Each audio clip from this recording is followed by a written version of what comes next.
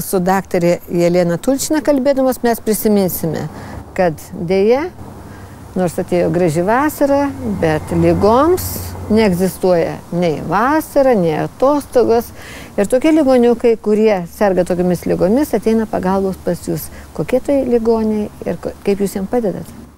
Iš tikrųjų, pacientų su įvairiais negalavimais vis daugėja ir daugėja. Labai daug pacientų su bronchinė astma, su cukriniu diabetu, su odos problemomis, atopiniais dermatitais, žvynelinėmis ir ypatingai tie, kurie išbandė jau visokį gydymą tradicinės medicinos vaistais, hormoniniais preparatais, antibiotikais ir efekto nėra. Tada praėjus tos kelius visus kančių ateina į mūsų centrą. Ir iš tikrųjų filosofija centro pakeis gyvenimo būdą, pakeis savo požiūrį į maistą pirmoje eilėje, nes tu esi tas, ką tu pavalgai. Čia dar Hipokratas daug tūkstančių metų atgal tai pasakė. Organizmui kažkaip reikia pranešti, kad jam yra negerai. Ir jis duoda mums simptomus, signalus ligos. Mūsų centre unikali gydymo programa. Kompleksas, dėka kurio žmogus gali netekti savo simptomų. Pirmoje eilėje reikia būtinai visada pradėti nuo mitybos.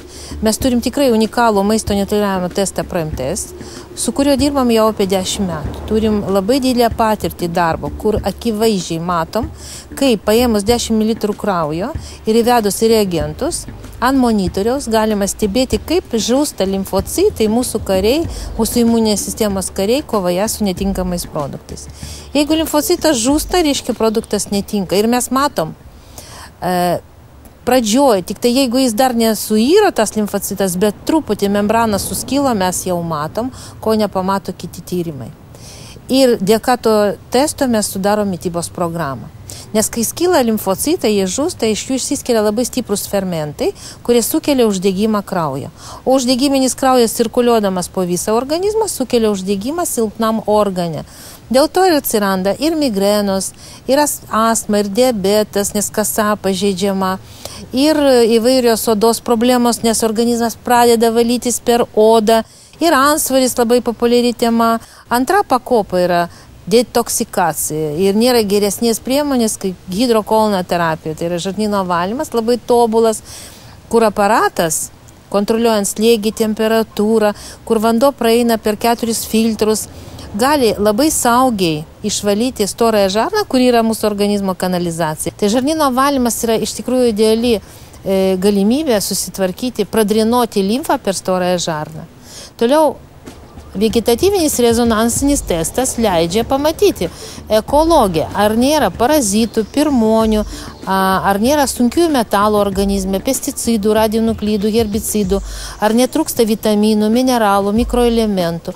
Mes pažiūrim, kaip funkcionuoja nervinė, imuninė, endokrininė sistema. Tu gali per 2 valandas, per 1-2 valandas sužinoti apie savo organizmą labai daug. Ir labai svarbus dalykas tai yra mūsų stuburas, dubens kaulai, mūsų sistema, mūsų struktūra. Nes jeigu ten yra blokai, įtampa, tada mūsų energija iš kosmoso labai sunkiai praeina per šitą kanalą ir mes netenkam tam tikros energijos, kuri yra labai svarbi, kad palaikyti organizmą kaip visumą. Užtat labai svarbus tie 4 žingsniai, kurios turi praeiti žmogus, tam, kad atstatyti savo sveikatą, tam, kad mes sakom, kad mes negydom. Tiesiog subalansuojam mitybą, išvalom sistemą nuo šiukšlių, homeopatiniais preparatais palaikom jos funkcijas ir pats organizmas pradeda save gydyti. Ir simptomai, kurie yra kiekvienam žmogui individualus, todėl kad mes genetiškai paveldim tos simptomus nuo mūsų tėvų ir protėvių, jie dingsta ir organizmas kūnas pasako žmogui ačiū, kad tu mane supratai ir aš dabar daugiau tavęs nekamosiu. O mes sakom, ačiū daktarė Tulčinai turbūt visų tų pacientų, kuriuos ji išgydė, vis dėlto pasakysim tą žodį išgydė, arba padėjo tiesiog būti sveikais vardu.